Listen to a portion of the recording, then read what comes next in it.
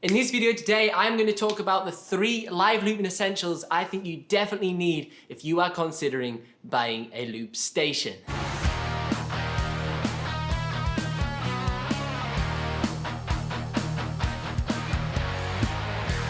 Now, the first piece of essential live looping equipment you definitely need to get is an external Footswitch. This is the Boss FS6 and it was the first thing I ever bought to improve my live looping setup. Way back in the day when I was running the Boss RC30, I used to find it difficult to switch between track 1 and track 2 on the pedal. You used to have to do like some shortcut where you'd hold something in for like 2 seconds and click another button, and it was dead finicky and super faffy. Whereas if you plugged in an external Footswitch, you could have additional commands to make it easier to operate the looper station. So this then meant that I could literally click one button to switch between track 1 and track 2 instead of having to do the ridiculous shortcut of like clicking 2 buttons and holding stuff in for 2 seconds and having to do that while I was singing and playing at the same time. I could just go bam, track 1, bang, track 2 and switch between them super seamless. Now, if you want to learn how to set up external foot controllers, check out the links in the description down below. I've got 3 tutorials on my channel for the Boss RC300, Boss RC505, and also the latest Boss RC10R.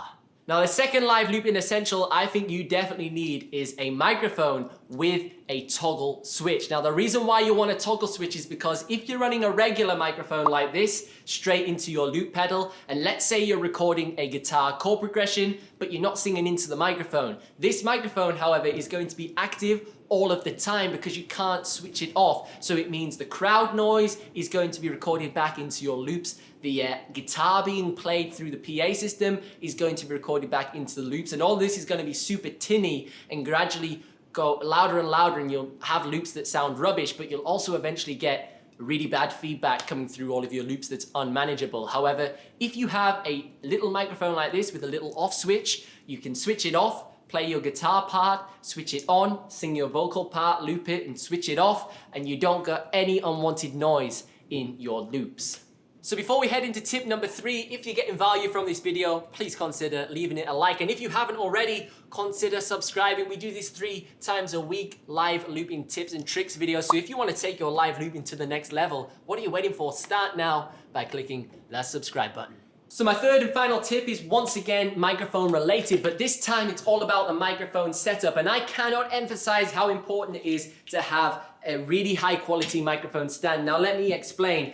Basically, way back in the day, I used to rack up to my gigs and I'd use whatever microphone stand was provided. I'd rack up with my loop pedal, I'd pop it down on the floor, I'd be ready to rock, super excited to play, and then the microphone stand would be a dead cheap one. Literally 90% of the time, it would be a dead cheap microphone stand with no options, and it would be dead straight up like this. So then I'd be like, right, well, I'll pop it like this and try and sing. Then I could hardly reach it, and then I'd be like, well, I'll pop it here.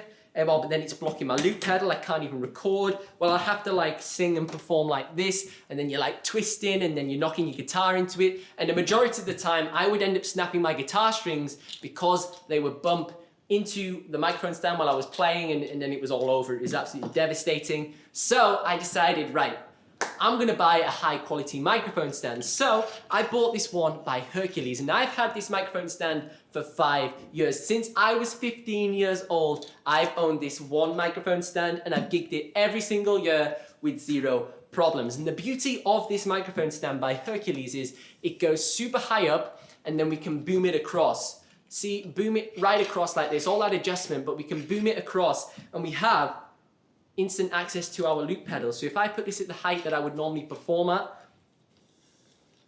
something like that, I can access my loop pedal, I can record, play, stop, all at the center of the microphone, and I'm not twisting, so I'm gonna sing way better, and I'm not gonna bump my guitar into the stand.